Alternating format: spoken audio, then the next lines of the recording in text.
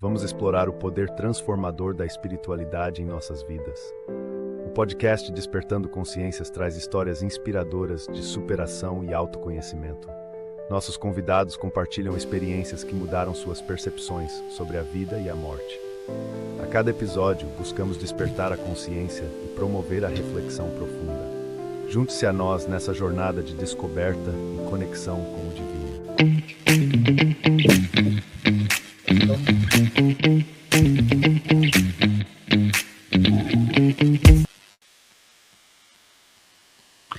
Boa noite, estamos começando mais um podcast Despertando Consciências, direto dos estúdios do Lar Espiritual Seara de José.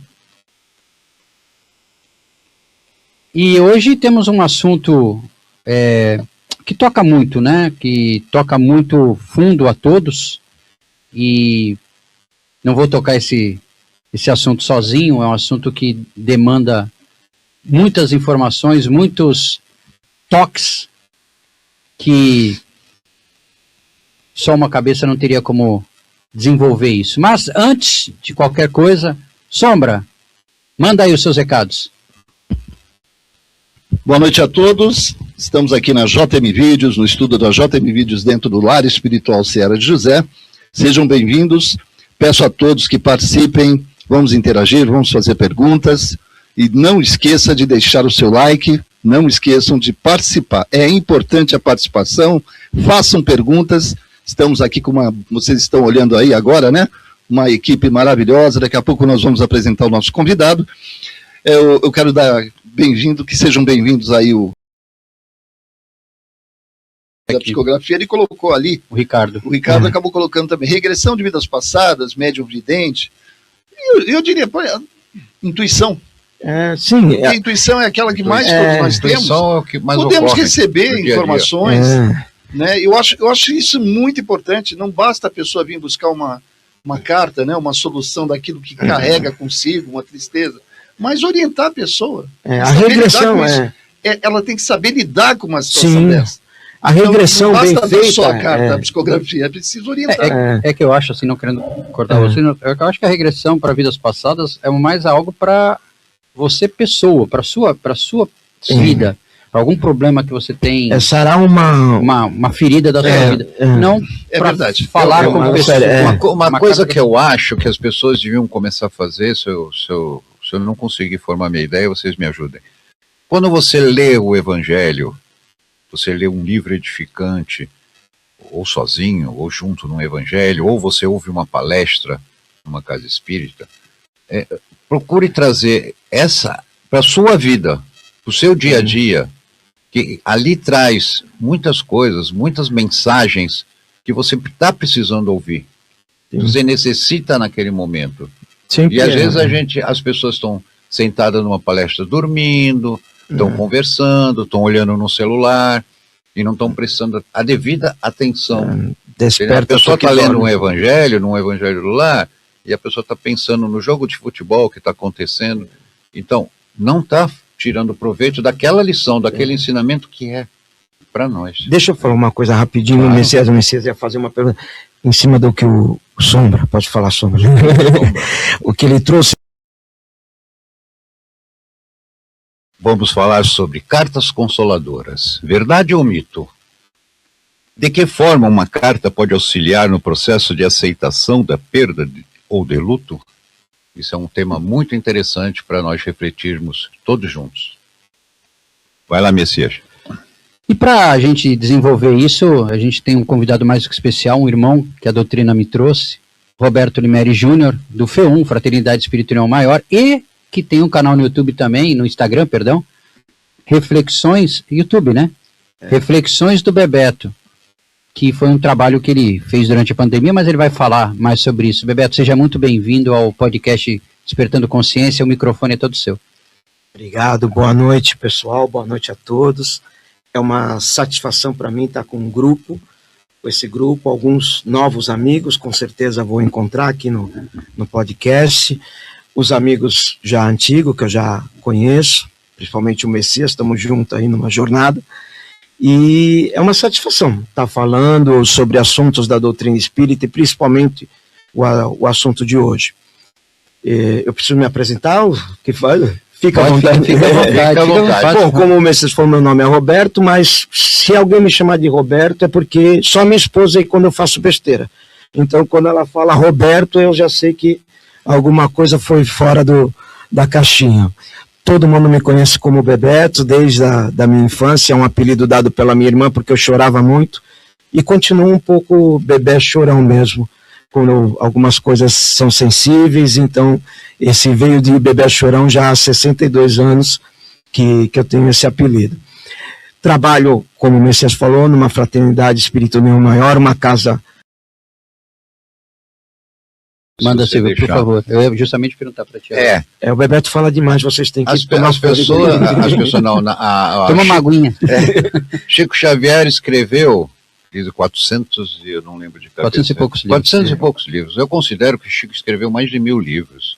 Porque se você pegar As a cartas. quantidade de cartas que ele escrevia, que se perderam, né? Porque ele entregava para as pessoas e não pegava cópia.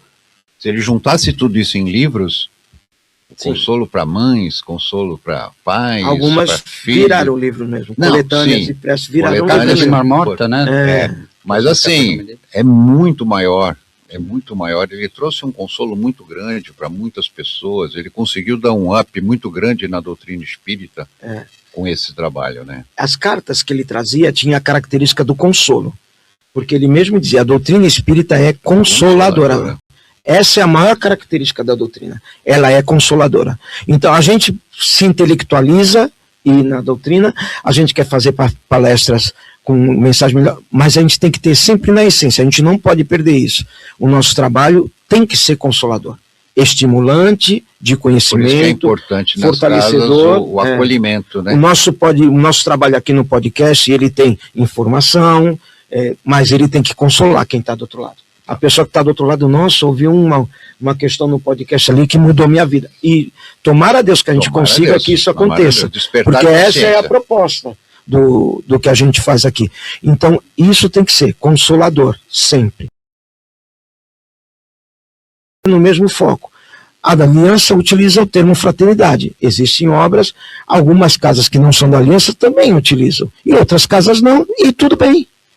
A finalidade é essa mesmo. Nós estamos evocando grupos com trabalhos afins, para nos ajudar, principalmente, o foco principal que a Aliança traz nós não estamos sozinhos. Sim. Para cada coisa, para esse trabalho do podcast, nós temos amigos espirituais que possam ser nomeados como fraternidade, ou mentores do trabalho, seja o que for, mas eles estão com a gente, intuindo as perguntas, intuindo os irmãos que trazem a pergunta, eles vão até a mente de cada um, porque é um instrumento de comunicação que nós temos aqui. E aí eles se fazem falar. Muitas mensagens do mundo espiritual ocorreram hoje, através das nossas falas e das perguntas que vieram. E vamos acreditar nisso e experimentar isso da melhor forma possível. Ótimo. Fazemos o encerramento primeiro e depois a oração, Sombra? Não, vamos fazer a prece, né? Sim. Depois as despedidas. Aliás, despedidas mesmo, porque o Instagram já foi, né? O Instagram já cortou. passamos da hora do Instagram. Instagram. Mas ainda estamos aí no Facebook, no YouTube. E eu gostaria que o Roberto fizesse uma prece. Por favor, Bebeto.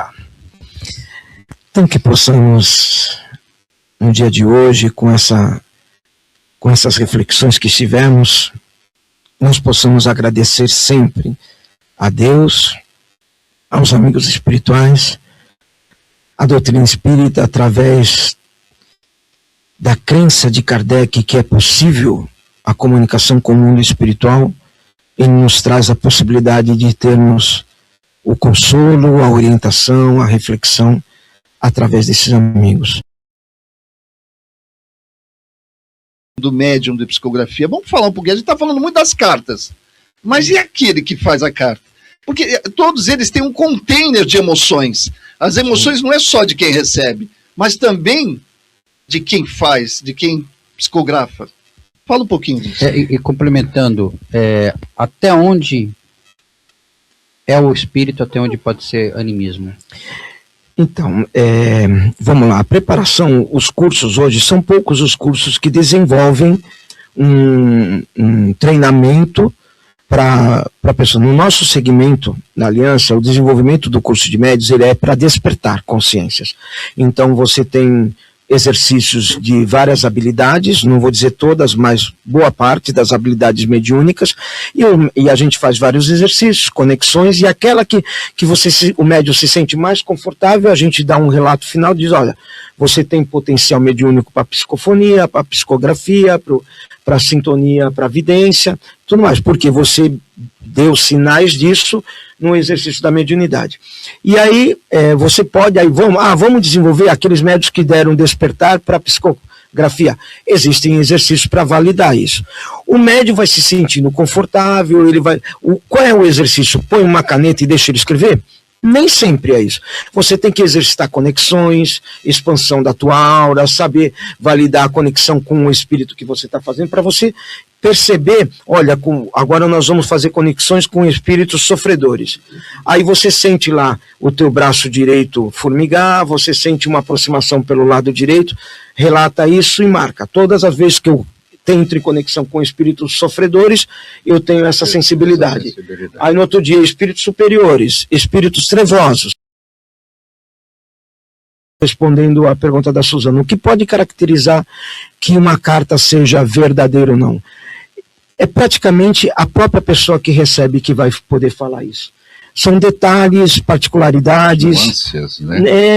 São nuances mesmo que ninguém pode dizer o contrário. Então, por isso que é complicado. Existem regras para você validar uma mensagem espiritual.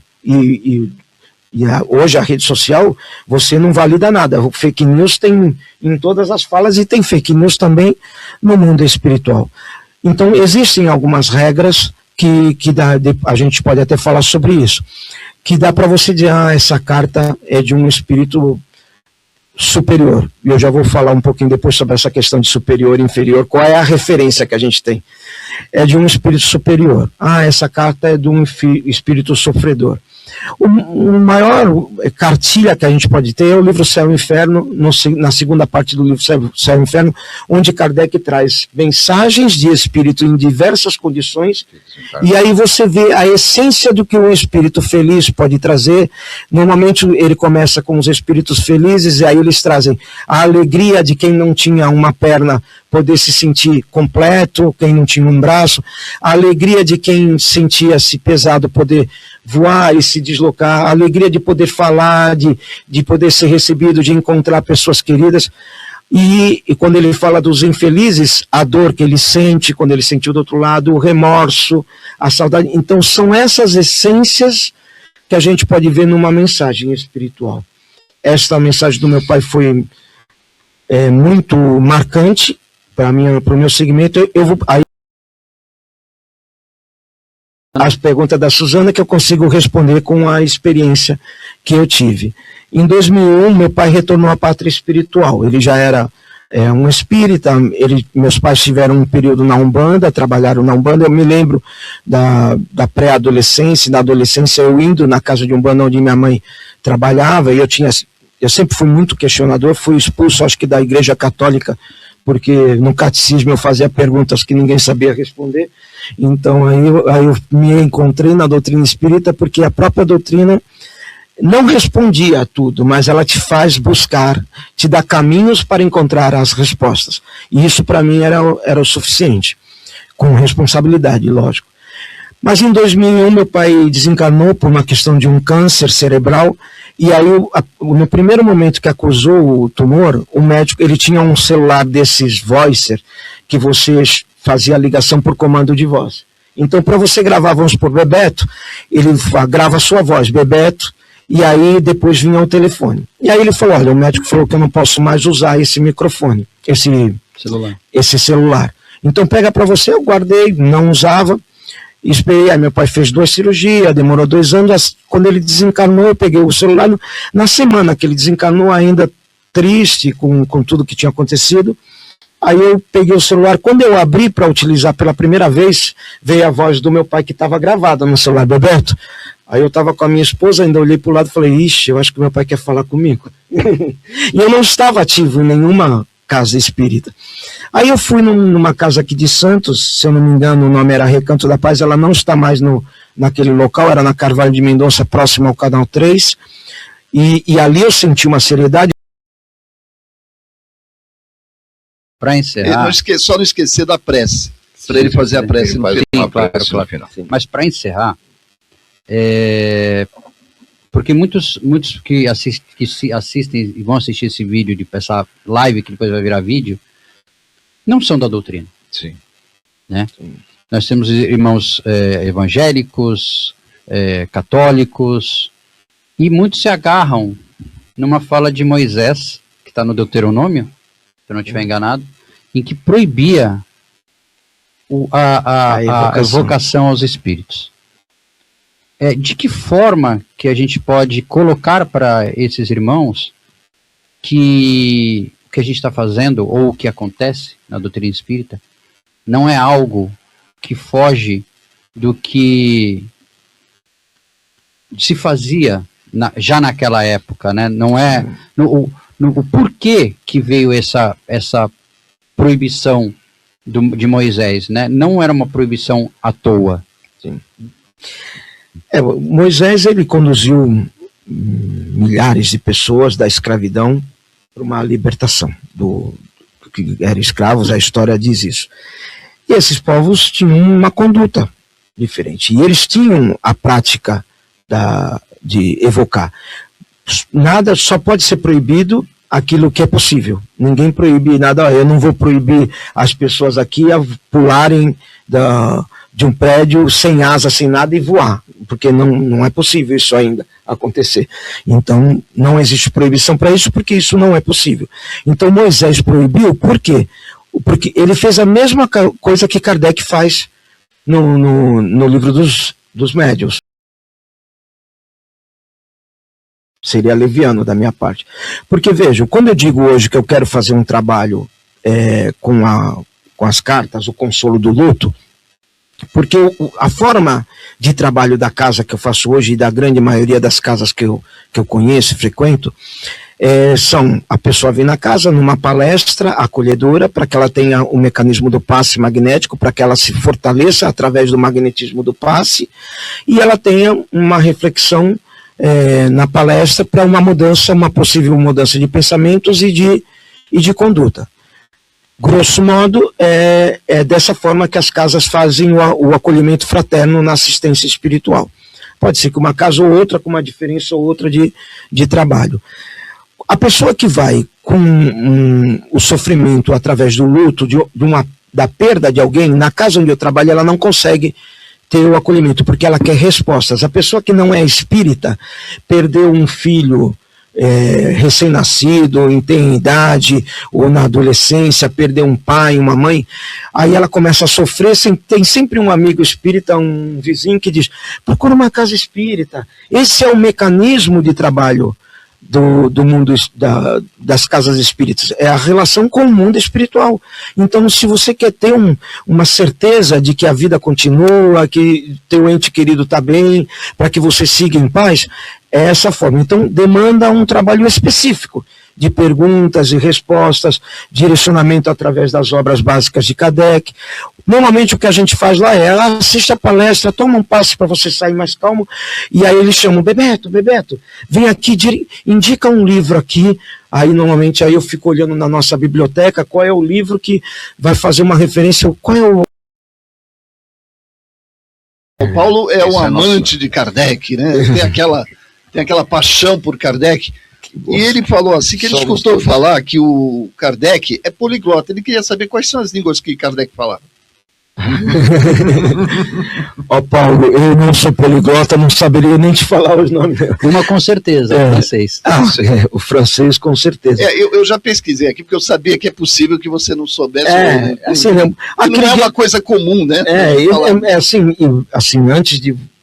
seria até bom eu saber agora com certeza, mas ele era francês no momento onde a Europa fervilhava, ele recebeu em outros lugares. Então, com certeza, aquele que hoje vive e mora na Europa, é tão fácil você seguir de um país para o outro que você acaba aprendendo as outras línguas. Então, o fato dele ser poliglota eu não vejo como um mérito de educação, de conhecimento, Kardec era diferenciado por conta disso. Não. Porque, mas era mais pela a necessidade e a experiência que ele tinha de conviver em vários locais. É um educador, né? Ele acabou aprendendo, ele conhece. Falava alemão, inglês, italiano, espanhol, holandês, além do francês nativo. Ele falava todas essas línguas. E tem uma coisa curiosa também. Kardec, ele foi à bancarrota, né? Vocês sabem que ele faliu praticamente, sim, porque ele jogou todo o dinheiro dele em cima dos livros, e acabou se ferrando totalmente na parte financeira. Tem cada vez que a gente estiver aqui na quinta-feira, o Paulo vai trazer uma curiosidade pra gente aí. Eu já vejo aí uma falha, ele não falava o português, olha aí que é um problema. E o Kardec realmente, ele investiu todo a verba. Quando a gente diz vidas passadas, vida é até uma falha linguística, porque vida a gente tem uma só. A nossa vida é eterna, por isso que Jesus coloca numa das obras, aquele que tem palavras de vida eterna. O que nós temos é uma vida e diversas existências. E isso é fundamental para o entendimento de que a vida continua após a experiência dessa existência. Então, porque a vida é uma só. A palavra morte, ela é mal utilizada nesse sentido e até choca, mas algo tem que morrer dentro de mim para que algo novo nasça. Então eu tenho que lidar com a palavra morte nesse sentido. Algo tem que cessar, um olhar, uma dificuldade tem que cessar dentro de mim para eu abrir espaço no meu coração para algo novo. Isso também. Se gostou ou se interessou, assista aos episódios completos no nosso canal do YouTube. Acesse nosso canal, inscreva-se, curta, compartilhe e ajude nosso canal a crescer divulgando a doutrina dos espíritos.